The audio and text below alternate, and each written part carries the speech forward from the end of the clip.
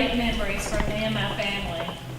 Wow, we didn't sound that good when we were in the choir, I can tell you that. You guys rock. Our family is here today. I'm here with my mother, Bonnie Blair, my husband, John, my cousin, Lisa, my sister, Ann, and my mother's best friend, Kirsten King, and her husband, Paul. On the program today, my mother will share with you her experience with the civil rights movement. My sister and I grew up with parents who stood up for what is right, and we are so proud of them for their courage. Our childhood was a little different than most of our friends. While our friends were out playing, we were at political rallies on the back of a pickup truck most often, holding a political sign and holding our mother's hand walking the city streets of Memphis, advocating for some cause. We didn't understand it at the time, but now we do. Our father passed away in 1994. In fact, we had his services here. While he was alive and thereafter, we always knew his involvement with the civil rights movement.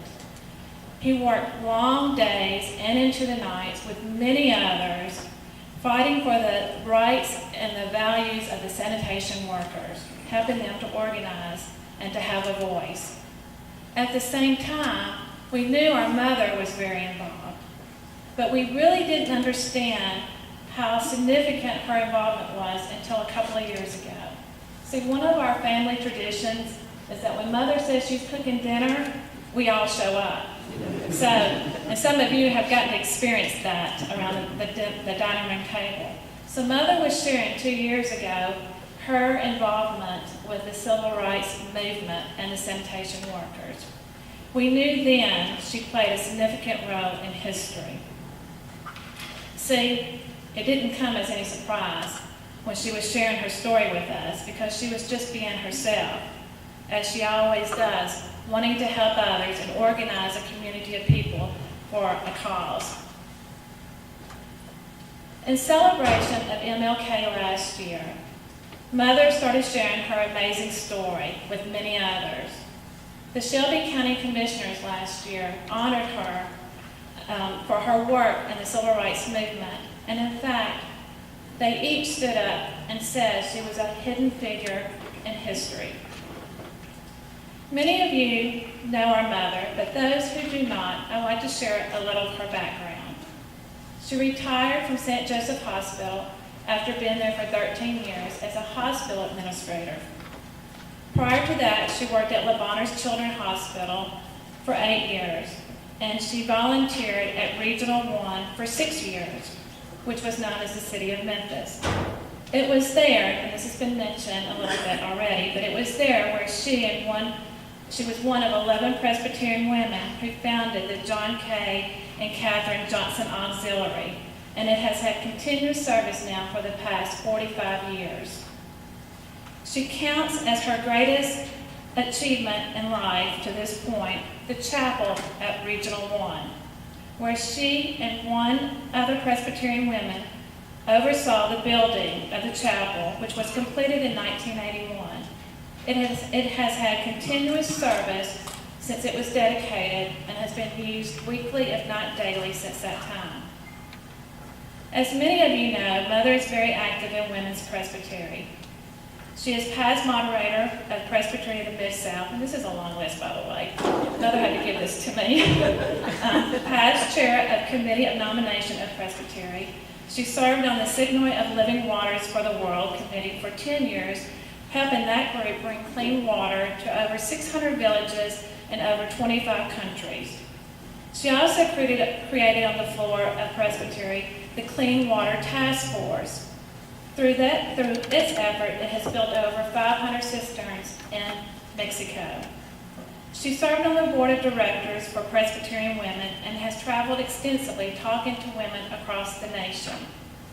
She is currently serving on the Signoid of Living Waters Executive Board of Directors and on the PW Signoid of Directors as the Together in Service Chair. She is the past Commissioner to General Assembly.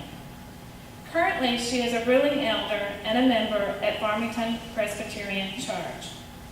Now, in addition to Mother's work at the Presbyterian and Church, She is also very active in a boating organization. In case you didn't know, Mother loves to be on the water and boating. So she has been the chaplain to a boating organization, a nonprofit organization for many years, and that organization teaches safe boating on the high seas and inlet waterway. When Mother is not at church, you can find her at Pickwick with her family on a boat or in the water, enjoying the sun and family time.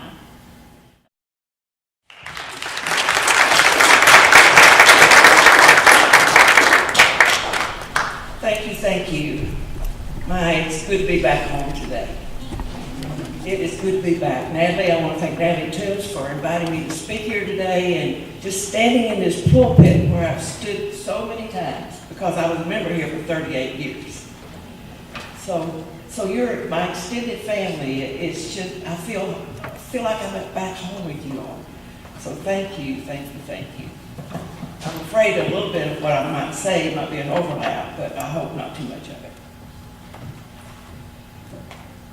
I remember that this church plant is the largest one in the Presbytery. I read someplace way back when. But that could change real soon with Germantown Pres and Idlewild and all the construction they got going on there. But I doubt if either one of those churches has 13 restrooms and all the classrooms that this church has. I well remember all of those things. So go back with me in time now to 1968, right here in Memphis, Tennessee. And we're going to talk about Dr. Martin Luther King Jr. Envision this. It was pouring down rain outside. It was cold, it was cloudy. It was a very dark day on February the 1st, 1968, when a tragedy took place right here in Memphis, Tennessee that didn't even make the front page of the Commercial Appeal. 2 sanitation workers were ground up in a faulty garbage truck. This news wasn't deemed important enough to be printed on the front cover of the morning paper. Ethel Cole was 36 and Robert Walker 29. Were working without rain gear, even though they and their co-workers had requested rain gear many, many times. It had not been provided. They were wet, they were cold, no doubt they were miserable, and there was plenty of room for them in the cab of that truck where only the white driver was sitting. But do you think that he invited them to get in the truck with him? No, he did not. He was white and they were black. You're not going to believe this next statement. It's hard for me to believe it too. But the city had a written policy that did not allow black workers to shield themselves from the elements on the porches of white individuals, and apparently that policy applied to the cabs of trucks as well. This situation definitely reflected the culture of the time. So to get some shelter from the pouring down rain, Mr. Cole and Mr. Walker climbed into the rear of the truck, having no idea that the compactor would accidentally short circuit and crush them both to death instantly. This horrible tragedy, as you saw, was reported in a small article in the middle of the Commercial Appeal. Mr. Walker and Mr. Cole had no barrel insurance. They were making $1.87 an hour, so there was no money for barrel expenses. The city said that they weren't covered by the Tennessee Workmen's Compensation Law. The city gave each family an additional month's pay, which amounted to $300 and $500 respectively for barrel expenses. For the families of those 2 men and their co-workers, it was not nearly enough. 8 days following this tragedy, 33 sanitation workers gathered for an evening meeting, as we heard a few minutes ago, at the AFL-CIO Labor Council out on Union Avenue. My boss was there, and he heard the request from the leader of the workers, who was Thomas Oliver Jones, lovingly known as T.O. And he said he needed someone to type 33 letters for each of the men. And that's when my boss said, well, Bonnie Bear's my secretary, and I'm sure she'll be happy to do that. So as the film said, I typed the 33 letters. And when I finished typing those letters, the men had gathered in the Union Hall. My boss had fed them lunch. So when I finished typing, each man came into my office to sign his name and to get a copy of the letter. I had put a copy in an envelope for the men for safekeeping. Most of the men could not write, so they just had to put an X on the signature line. But once I had the letters all typed up, the envelopes ready to go, all of them addressed to Mayor Lowe, they thanked me. They walked out to the Union Hall. They gathered in a circle, a round circle, and went up and asked God's blessings on those letters. Had I known then what I know now, I would have kept a copy of those letters for myself. And I definitely would have kept one of the signs that said, "I'm a man," that was all over the Union Hall in the upcoming weeks. The men delivered those letters to the mayor. All the content of the letters were the same. They requested a meeting, the establishment of a decent wage, and showers so the men could clean up before getting on a city bus to ride home. And in those days, garbage was collected in number 3 wash tubs. Very few of them had lids, so water collected in the bottom of the cans, weighing them down like cement and rusting them out. So content from wash tubs would just come down on the men's uniforms because they had to carry those tubs on their shoulder or on their heads. Well, they also asked for rain gear and respect from the white supervisors. The response which we received a few days later was totally negative. The mayor had no intentions of meeting with the garbage collectors, as he called them. So 2 days later, T.O. Jones, along with 300 workers of the sanitation department, delivered a list of their concerns to their department director, whose name was Charles Blair. And when he too refused to discuss their concerns, T.O. Jones led the workers out on strike. So February 12, 1968, black sanitation workers went on strike in Memphis, Tennessee, and began a local drama that evolved into a tragedy of historic proportions. Dignity for the sanitation workers of the Public Works Department of Memphis wasn't won without a fight, a huge fight. The sanitation workers were called tub toterers or throwers or just plain garbage collectors. Rarely were they called men. Most of them were called boy by the whites of the Public Works Department. Thus the picket signs that said, "I am a man." After a very disorganized walkout, those 33 men that I typed the letters for were all fired, including T.O. Jones. So they requested that the American Federation of State, County, and Municipal Workers Employees International Union in Washington, D.C. come to Memphis to help them form a union here in Memphis.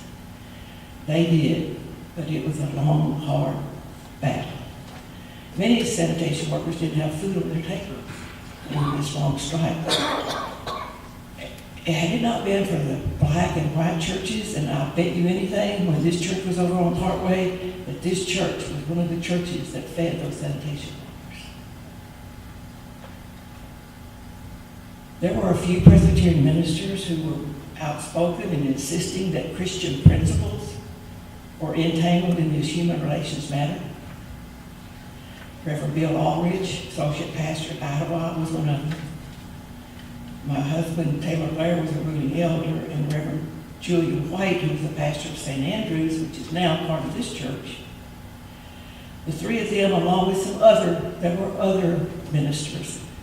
There were priests, there were rabbis, and there were Protestant ministers, but there weren't a whole lot of those people. Just 2 days after that strike started, more than 10,000 pounds, more than 10,000 tons of garbage had already piled up. Over 1,000 sanitation workers were already out on strike. Dr. Reverend James Lawson called Dr. Martin Luther King Jr. on March the 18th and asked him to come to Memphis to lead a march on behalf of striking sanitation workers. And when that march took place, which was on March the 28th, there were only a few white faces in that march. Among those were the ones I just talked about, my husband, Reverend White, Reverend Aldridge. And unfortunately, the Memphis police were not on the side of the strikers. They sprayed mace into my husband's eyes and to Reverend White's eyes, causing them to have to drop out of the march. And later on, both Taylor and I marched with the Memphis AFL-CIO labor union group. We have pictures of us that says that Memphis AFL-CIO Labor Council supports sanitation department employees. And as we marched, we sang, "We shall overcome." Not long after our march, a cross was burned in our front yard at Coral Lake where we lived. We assumed that it was burned by the Ku Klux Klan. You know what? It didn't stop us. It didn't scare us.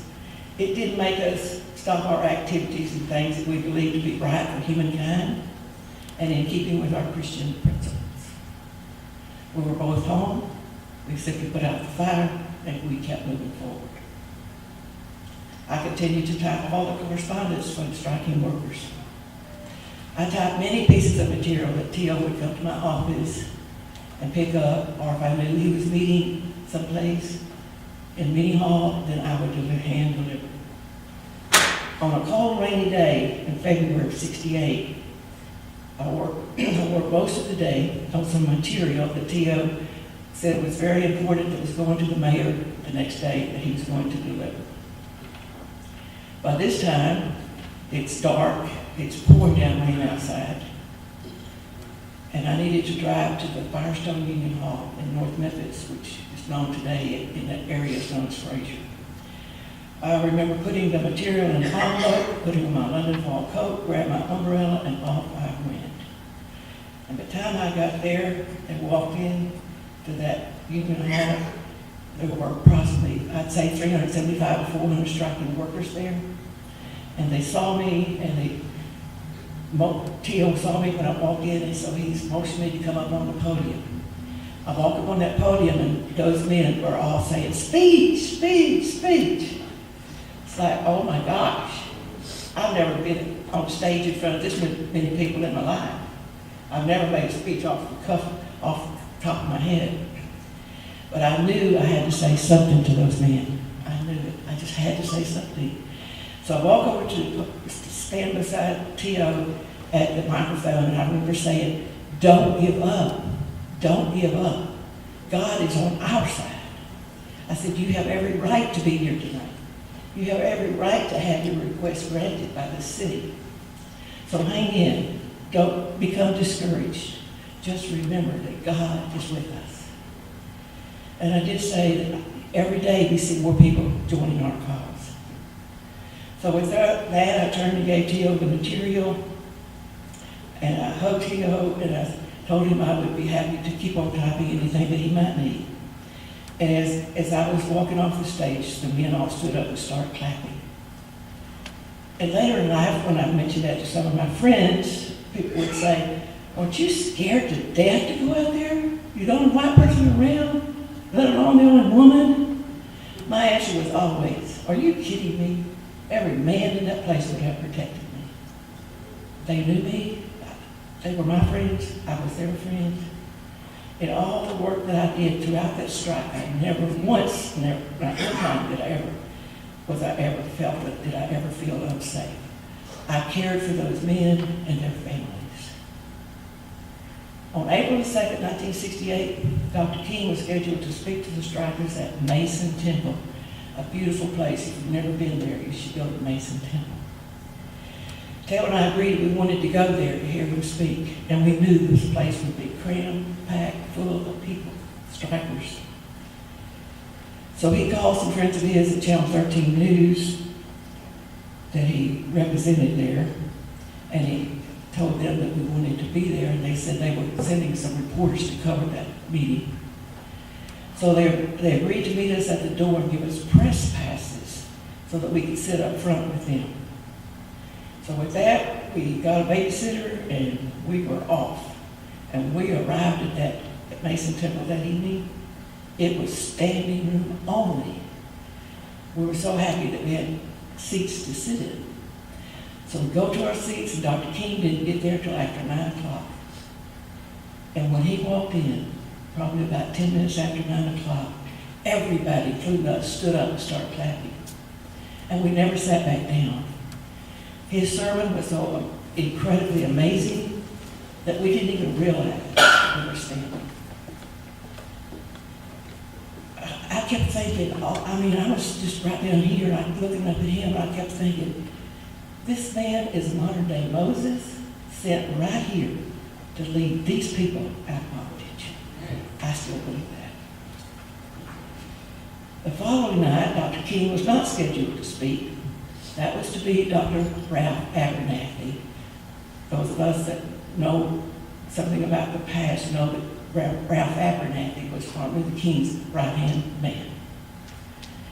So Dr. Abernathy was to bring us the sermon that night. But when he saw such a crowd at Mason Temple, he called Dr. King at the DeLorean Motel and he said, Martin, you have got to get down here. This place is full. They don't want me to speak. They want you. So Dr. King came. My husband was there. I stayed home with Nancy, who was 3, and Ann was 7 months.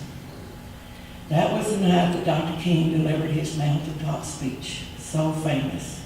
I just want to quote one paragraph to you from that speech. He said, God has allowed me to go to the mountaintop. I have looked over and I've seen the promised land. I may not get there with you, but I want you to know tonight that we as a people will get to the promised land. Unquote. It was a 53-minute speech that was so inspiring that it made you pause and wonder if God allowed Dr. King to know that his life here on this earth would come to an end very, very soon. That same night, a tornado struck a trailer park out in Millington, injuring 30 to 40 people. It killed 4 people in Atoka, Tennessee, and 6 over in Arkansas. The next afternoon, April the 4th, Dr. King vowed to march the following day, which would have been the 5th, even if it violated a temporary restraining order issued by U.S. District Judge Bailey Brown. Dr. King said, if police dogs and fire hoses in Alabama couldn't stop us, an injunction in Memphis, Tennessee certainly can. Dr. King's attorneys, Louis Lucas, his wife Betty is sitting right there. Betty, raise your hand. Louis Lucas, Walter Bailey, and Lucius Birch. 3 well-known names in the civil rights movement back in those days, and still today are almost household names. They met with Judge Brown and Dr. King for over an hour behind closed doors that afternoon. Dr. King told them that granting an injunction against this march would be a basic denial of First Amendment rights. And he said, we stand on the First Amendment. He said, in the past, on the basis of conscience, we've had to break some injunctions. And we might do it right here in Memphis, Tennessee. But those top-notch lawyers who were kind and Christian, they were able to get this judge to lift that injunction with some restrictions. Right, Betty? Yeah. They were expecting 6,000 people to converge on Memphis the next day. And in some of these marches already we had 6,000 people, so you were looking at 12,000 people that was going to be marching the next day. But we all know what happened.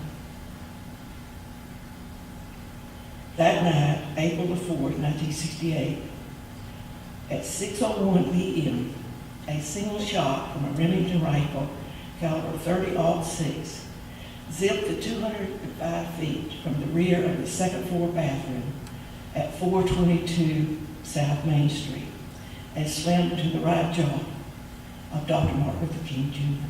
as he stood on the balcony of the Lorraine Motel. He was dead on arrival at St. John's Hospital.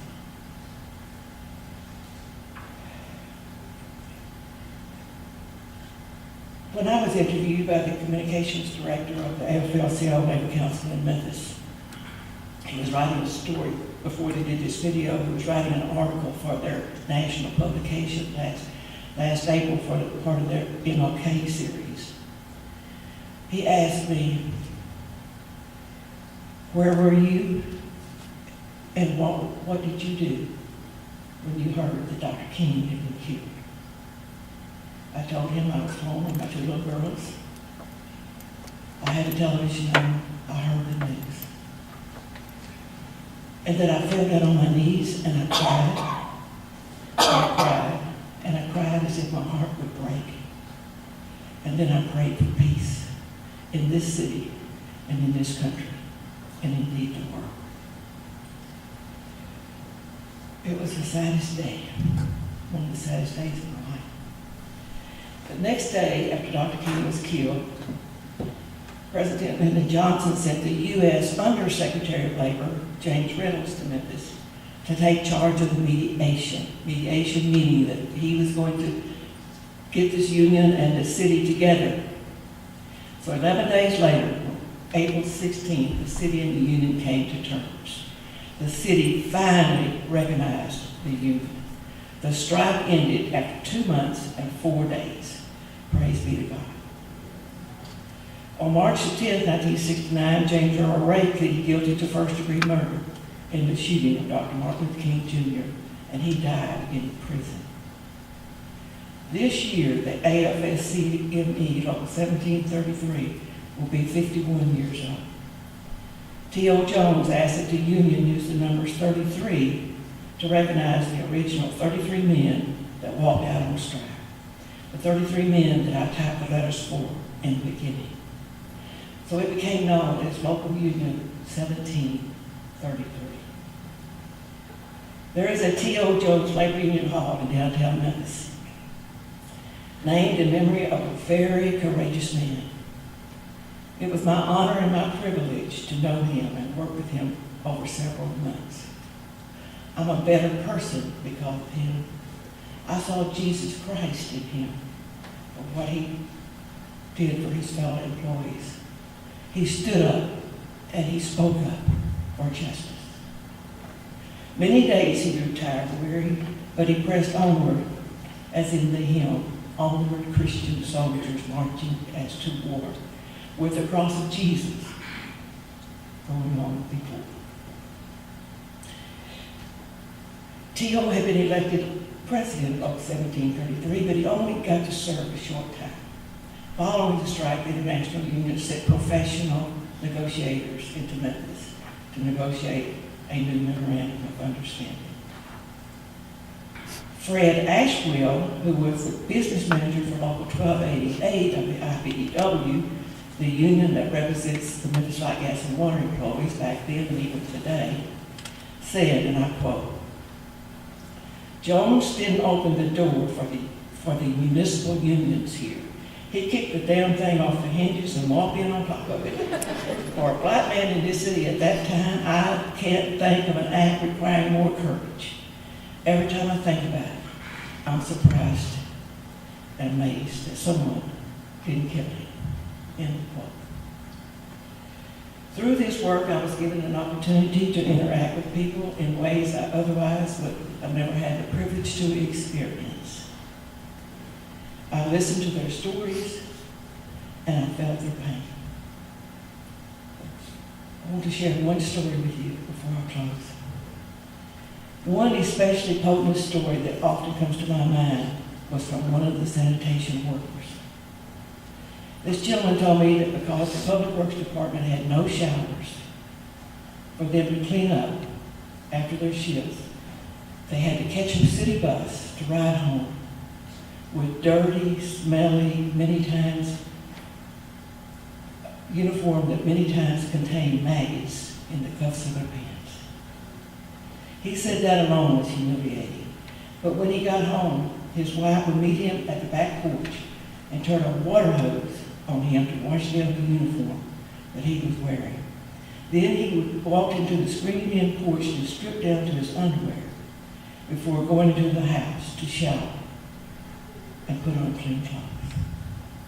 I'm happy to say that under the new memorandum of understanding, we saw to it that there were showers in every station. Thanks be to God.